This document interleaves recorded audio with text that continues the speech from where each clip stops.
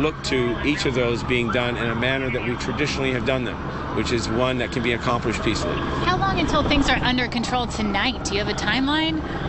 Well, I think that when we're managing this, the control portion is, if I had complete control, we wouldn't have not had the looting, we'd not have the vandalism, we'd not have the property damage, we'd not have the violence that we've had. But LAPD, the policing doesn't control civil unrest. We don't control when we see riotous conditions. What we do is we try to instill and restore order, but the control factor is really just the underlying issues that brought this to bear, and that's where we have a seat at the table and a portion of responsibility. So tonight we're doing, at this point, at 10:40 at night, we're in a pretty good position, but we've suffered a humongous amount of damage and a tremendous amount of loss of property, of businesses that are struggling in the worst pandemic in 100 years. So I'm by no means satisfied, but I am committed, and I know that we have 13,000 men and women joined by our firefighters and being augmented now by sheriffs, regional law enforcement, and now the National Guard, because as first responders, as protectors, we're here to maintain order, we're here to restore order, and we're here to ensure that the democracy that we all enjoy continues. Chief, I'm with the Associated Press. You walk down Beverly, you see graffiti on the Beverly Center, you see graffiti, all broken windows down 3rd Street in Beverly. This is your town. Does it touch your heart to see this? Tell me how you're doing and your message to the people. I'm sad. I'm heartbroken. This is, I've lived through this before. It's been in this department for 38 years, and I prayed that we'd never be back in this type of situation. And LA has in such a different place than it was 30 years ago, and we've made so much progress as a community, as a society, as a police department. We're not anywhere near the police department we were then. We did good work back then. We also made mistakes, and the same should be said for today. We're not perfect, but to see us fall back this far, it hurts. It hurts a great deal. As we speak, Governor Newsom has declared a... To the people of LA. Wait a second, guys. So my message tonight to Angelenos is work with us. Encourage us to find ways as a community to go through this discord in a manner that's peaceful, in a manner that may be unfiltered, but doesn't involve violence and doesn't involve the type of destruction we're seeing around us. I was thinking, as we speak, Governor Newsom has declared a state of emergency. So how will this help LA County? How will that in any way help us? Well, it's an interesting aspect. This is not, as we see, the parallel we see here is much like the pandemic. This is, as much as I'm centered on Los Angeles, I'm also watching across the United States, not just the pandemic and its behavior, but we're also watching and seeing, how this civil discord is going. And I know that I have other major cities and locales throughout this country that is experiencing something similar to what we see here in LA. The mayor's action and the governor's action, and for that matter the board of supervisors, in both of these emergencies has helped me and helped law enforcement and helped public safety tremendously. They're doing their job. They're doing what elected officials are supposed to do. They're supposed to represent the people, and they're supposed to take the powers of the Constitution of the state, the federal Constitution, or city charter, and find ways in which to use those public funds, those resources, to help and to help mitigate, to help restore, and to help ensure that tomorrow is a better day than today. So we'll move forward. This state of emergency is going to allow us to effectively operate as we are now, and that is to muster resources, bring added things to bear that allow us to restore order in a more consistent and persistent fashion. But we need to transition beyond that. This is not fixed by law enforcement putting in a heavier hand of enforcement and a more persistent presence. That is not success in a society. A society that has a self-efficacy of its own responsibility of how it's fixing itself and its ills. That's where we're here to help and complement. Right now, though, we're sick.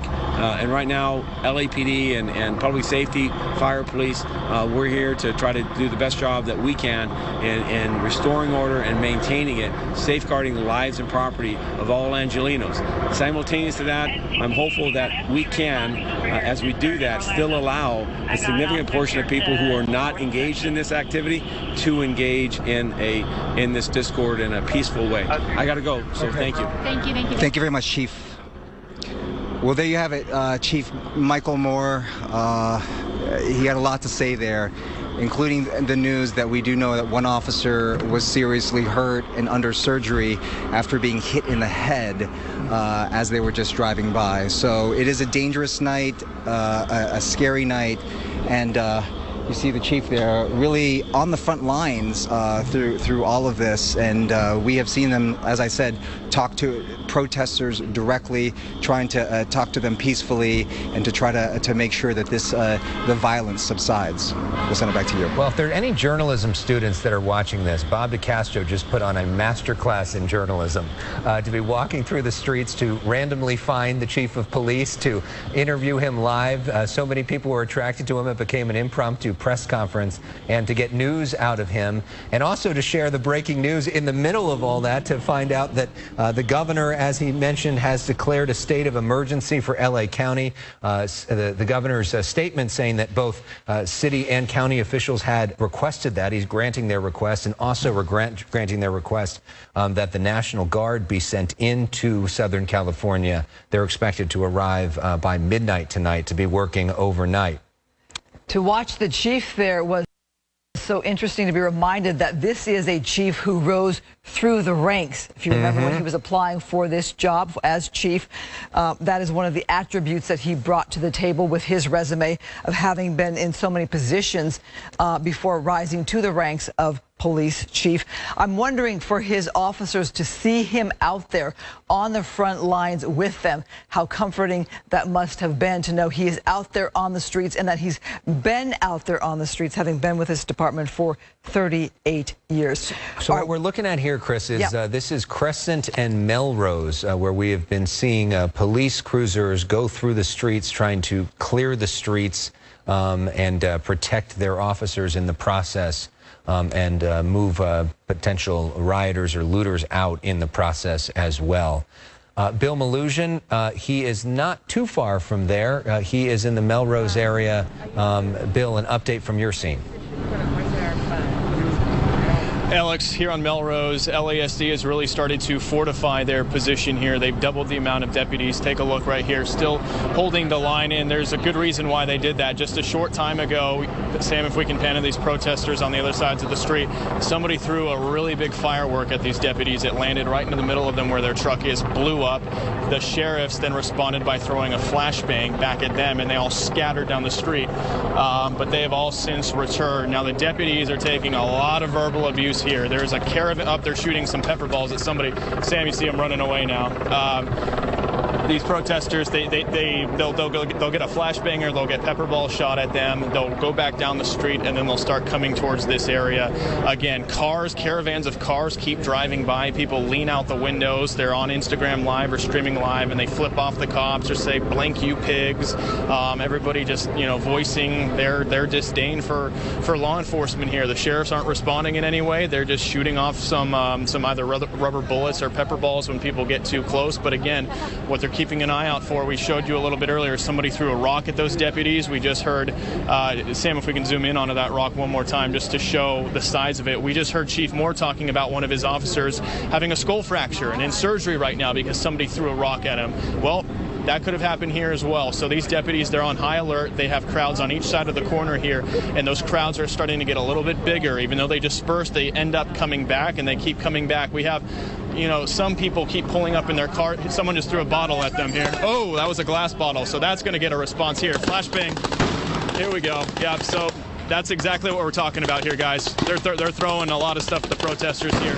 Someone threw a glass bottle at them, and that is met with a big response, as you can see that. So you saw that live right here. That just shows, there'll be 5-10 minutes where there's a lull and everything's kind of laid back, and then something like that happens. Someone throws a glass bottle. That was not a water bottle. That was a glass bottle. That'll do some damage, and you saw how the sheriffs responded. They lit those people up with those pepper balls, and they threw a couple of flashbangs. So still a very active situation here on Melrose. Again, remember, businesses here were looted. 2 have already burned down, and there's a Starbucks still burning down the street. Keep in mind the context of all this, Sam, if we can pan in. The fire department is here trying to do their job and put these fires out. On the other end of the street, somebody threw a firework at the firefighters. So that's why the sheriff's department is here to provide security. So again, these deputies, they're going to hold the line here on Melrose. There we have more people driving by, you know, cursing at these deputies here. But when they engage these deputies, when they throw something at them, that's the kind of response they're going to get. They're going to get a big time response. They're not messing around here. They're not going to let anybody into this area after what's happened already, guys. Surprised, though, to see vehicles going through that area, just as we saw the incident you were describing there. A car rounded the corner. So those streets aren't 100% blocked off for motorists, correct? It depends on what streets you're talking about. It's kind of bizarre. I mean, remember, there's supposed to be a curfew in effect right now, and it looks like, you know, all these cars are just driving around like they're looking at a Christmas parade. They all just keep coming through with their windows down, with their phones out. They'll shout some obscenities at the police. They'll, you know, shout some obscenities at the media. They'll flip everybody off. Again, some have been doing donuts in the middle of this intersection, kind of taunting the police. Some of these cars have almost crashed doing that. So, yeah, it is kind of bizarre. There's supposed to be a curfew, but everybody's kind of coming out tonight to take a look at all the action. Hey guys, look what's going on. I'm streaming live. Isn't this great? So yeah, these cars keep coming through the intersection here, and some of them come through with a lot of speed.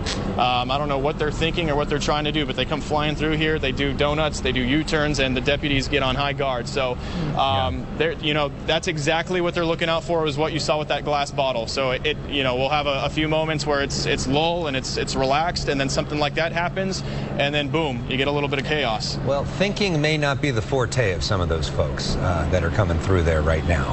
And a reminder, the city is under curfew, and it is technically illegal to be out on the streets. We're going to go to Kevin Takumi now. We focused so much on Los Angeles County, but there's some breaking news in Orange County. Kevin. Yeah, we're in Santa Ana here. This is Bristol and Edinger. You can see a large group moving south. They're being pushed by the Santa Ana Police Department as well as the Sheriff's Department down here. This all started a little farther north up at McFadden, but they weren't having any of it, so they sent them down here and started pushing them. They're pushing them to the south here. So there's a large group, about 200 people, not too many, but 200 people or so that have taken to the streets here, but they are being pushed out of the area by Santa Ana Police Department as well as the Sheriff's Department. They very quickly started moving, formed a skirmish line, started moving them south, started clearing everybody out from this. You can see there were a lot of people that were in this parking lot. They have also cleared them out, pushing everything to the south here. We'll keep an eye on it overhead. That's the latest overhead. Skyfox, we'll send it back to you in the studio. Let's stay with your picture here as we take a look at Santa Ana. We've been trying to cover different parts of our city, our county, our state, as we've been looking at the protests that have really been happening around the nation here. And Santa Ana is one that has been buzzing with protests this evening. So, Kevin, as you look at this here, it looks like the crowd is kind of going in a couple different directions here as they're dispersing. Yeah, they're just coming up to Edinger here, and they're just kind of milling about back and forth on Edinger. You can see some cars trying to do some burnouts in the middle of the road down here. But the Sheriff's Department, as well as Santa Ana City Police, they're still pushing everybody south. They're trying to clear this entire area out here. We'll see how far they want to push it, if they push them farther past Edinger here, moving southbound. But so far, most of the people are still continuing south on Edinger here. So they may close off this intersection as well and push them down to the south. But you see, they did clear. All these people were farther up to the north here, up in Edinger. You can see how far along they were where this all started, but they very quickly pushed them down to the south, cleared out the intersection, cleared out all the people, and had them move to the south. That's the way they want them to exit the area. Kevin, you spent most of the night reporting in Los Angeles County as you flew from LA County to Orange County. Did you see any other problem areas? Is this the only sort of main hotspot you're seeing now? Yeah, not at all. Throughout all the way down, coming down into Orange County, there weren't any signs of any other fires going on or any reports of any other disturbances. It's just in the area there of Fairfax, and then down here south. But they have they're kind of trying to get people to clear out and go home. So as you look at this, Kevin, have you heard of or seen any signs of looting like we've seen in Los Angeles, in the Fairfax district? No signs of any looting. It looks like everyone's respecting the businesses at this point. It's just a large gathering of people, and but they weren't. But the police department wasn't going to let them get to that point, so they very quickly moved in and started trying to clear the crowd here. But no signs of any businesses that have been damaged or anything like that. It looks like it's just a large group of people that it took to the streets. And now you see them on the move. Any indication what prompted the running? No, they're just, you know what, the officers are just pushing farther south here. They're just clearing that entire intersection. Looks like they have some help from CHP as well here. So that's what they're just clearing that intersection, continuing to move it south. Looks like a lot of these people may have parked in this into this area down below here. So they may be just going back to their cars. But ones that aren't, they're just pushing them farther and farther south to just get them out of the area. And then we just saw firework at the bottom of your screen as well. All right, Kevin, we are going to keep an eye on that. We also want to bring Phil Schuman into our coverage. Now, one part of today's violence that has not been forgotten is the incredible restraint that some police officers have shown. Phil Schuman, live in the newsroom with that part of our coverage. Phil. Well, police chiefs like Michael Moore, you just heard live with Bobby DeCastro, and law enforcement colleagues around the country have denounced what we saw happen to George Floyd, which makes it a little bit awkward to talk about the challenge that police officers face. But as LA's Mayor Eric Garcetti reminded us earlier tonight, if we needed a reminder, police work's dangerous and difficult. Tonight, some inside information. We spoke with a retired LAPD sergeant who was watching her former colleagues deal with all this. It's sad that we're here, and what's even sadder is that I fear that nothing will come of this. Cheryl Dorsey spent 20 years with the LAPD before retiring as a patrol sergeant. Watching the protesters and vandals and looters here, she knows the officers are trained to respond with great restraint. So if you were still a supervisor with the LAPD today, what would you be telling your men and women out on the street with these protests? To make sure that they go home safely, but to deal with the protesters professionally, the way that we're trained and taught, with empathy and compassion. Well, we're tired. We're sick and tired. This is her city, too. She joins the many voices calling for calm, joins those who don't want to see damage and destruction overshadow legitimate, peaceful protest. I get the frustration, and I understand that these young people have a different way of justifying what they do in their own head. All they do is attack us. Why not attack them? I wish they would use that same energy to do the things that I think will make a difference, which is go to the ballot box and vote for people who are in these places, positions of authority, district attorneys who ultimately file charges, police chiefs who ultimately supervise errant officers, sheriffs, police commissioners. Dorsey's always very plain-spoken and outspoken. She says what she wants is police to treat protesters the way they would treat a member of their own family. But she knows that when the cameras aren't there, that doesn't always happen. And as we've seen, sometimes there's mistreatment, even potentially murder, when there is a camera. Alex, Christine? Phil, I just am interested in your thoughts as somebody who has reported in Los Angeles for like 3 decades now. What's going through your mind tonight as you've watched all of this? Well, it's similar to what the police chief and others were saying. It's a sadness that we're seeing this happen again. But what's particularly upsetting is that these opportunists, the criminals, the looters, whatever term you want to use, are undermining legitimate concerns of the protesters. I mean, this is not anything that makes Los Angeles look good. Other people look at us from other parts of the country and, you know, shake their head and wonder. So I know that other people have expressed this tonight, but it's just a sadness. But I think that the LAPD is a much different organization today than it was, you know, back in '92. Just to have Chief Moore out there making himself available is something that we hadn't really seen much of before. But it just, you know, you wonder what has to happen to bring this kind of thing to an end, right? And then and go ahead. I was going to ask you this, Phil. As we look at the streets right now, this is a live shot from Santa Ana. We understand the National Guard has been called to come to L.A. tonight. Yeah. I'm just wondering what you think we're going to see tonight, tomorrow, as we have this visual that for a young generation, it's going to be something they've never seen before. Well, I think what you're going to see is, military-type vehicles in the major intersections with office, soldiers in military uniforms with automatic weapons guarding the streets, guarding the buildings. It's going to be very intimidating. I think as the night goes on, obviously we're seeing it now. People are going to be heading home.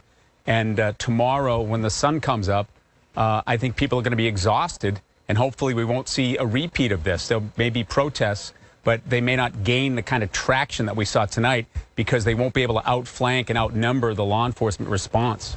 Phil, I know you spent much of this week in the streets talking to Black Lives Matter protesters, talking to people about what they're passionate about, and I'm sure you're thinking how unfortunate it is that much of that message is not really getting out tonight because of this violence. No, the message hasn't gotten out at all tonight. I mean, we've been airing the message since Wednesday and earlier with the interviews that we've had about accountability, prosecuting law enforcement officers when appropriate, the funding for police, prison reform. Those are the kinds of issues that everybody wants to have an intelligent discussion about, but all that's sort of lost in all this, right? I want to go ahead. No, I'm just going to say you hope that because this happened, then that other conversation doesn't just stop and people just move on from it. But unfortunately, that could be the reality, and I hope it's not.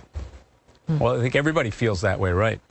Phil, let me ask you your perspective, because I was on with 92.3 radio today, and they asked me the difference between now and 1992, the LA riots, the civil unrest. One, I'm thinking social media is such a different, it's a game changer when it comes to people connecting with their stories and their vision and their protests. What do you see as the difference in society today compared to perhaps, that long ago?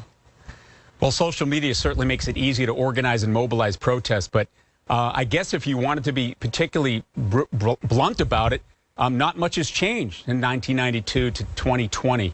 We're seeing the exact same thing. People protesting over what they perceive as injustice, taking to the streets, committing violence. The violent protesters overtaking the legitimate concerns of people. You think of Reginald Denny and some other incidents from the past. And then tonight, this is all opportunists. These are not protesters, right? So in a sense, we're seeing much of the same sort of pattern evolve. An injustice, and then the response, and then the looters take over. Phil Shuman, thank you. We hope you will continue our coverage as we now continue our extended coverage into the 11 o'clock hour and a special edition of the Fox 11 News. Unrest grips Los Angeles. Protesters and police square off.